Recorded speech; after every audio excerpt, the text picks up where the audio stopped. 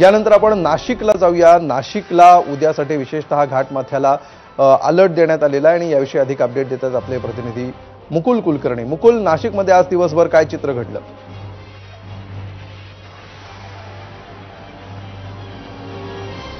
अमोल, नाशिकमध्ये आज पावसाची तुरळक अशी हजेरी होती। काही ठिकाणी श्रावणसरी ह्या कोसळत होत्या।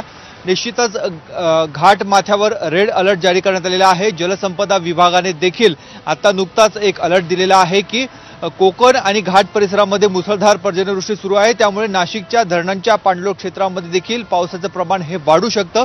त्यामुळे धरणामधून 18 ते 21 तारखेपर्यंत कुठल्याही क्षणी पाण्याचा विसर्ग हा केला जाऊ शकतो। त्यामुळे महानगरपालिका, नगरपालिका या ज्या संस्था आहेत त्यांना सतर्कतेचा इशारा देण्यात आलेला आहे।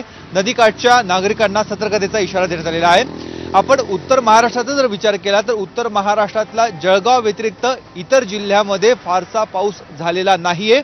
मात्र जळगावमधल्या 8 तालुक्यांना पावसानं अक्षरशः झोडपून काढलेला आहे। धरणगाव, बोदवड, जळगाव, एरंडोल, पाचोरा ह्या सर्व तालुक्यांमध्ये मुसळधार पर्जन्यवृष्टी झालेली आहे। त्यातल्या त्यात जर आपण बघितलं तर धरणगाव आणि रावेर हे 2 तालुके असे आहेत ज्या ठिकाणी मुसळधार पर्जन्यवृष्टी झालेली आहे।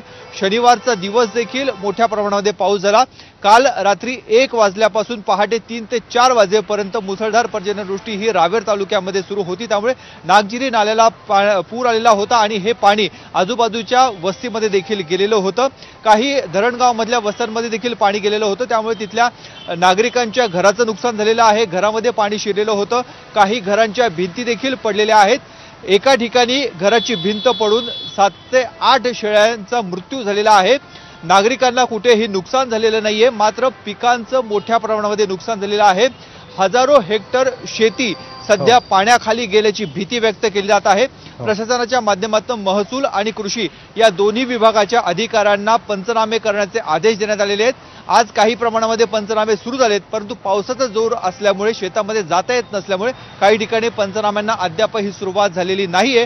परंतु कपाशी, ऊस, मका, सोयाबीन ह्या पिकांना मोठ्या प्रमाणामध्ये फटका बसलेला आहे। काही केळीच्या बागांमध्ये देखील पाणी आहे, परंतु अद्याप केळी कुठे उन्मळून पडल्या असं दृश्य सध्या तरी समजलेलं नाहीये। परंतु हा जो आकडा आहे हा नुकसानीचा कोट्यवधी रुपयाच्या घरामध्ये जाऊ शकतो। अर्थात हे सर्व पंचनामे कधी पूर्ण होतात त्यानंतर समोर येईल, परंतु उद्या परवा देखील जळगाव आणि आजूबाजूच्या परिसरामध्ये मुसळधार पर्जन्यवृष्टीचा अंदाज व्यक्त केला जात आहे। निश्चित धन्यवाद मुकुल या सविस्तर माहितीबद्दल।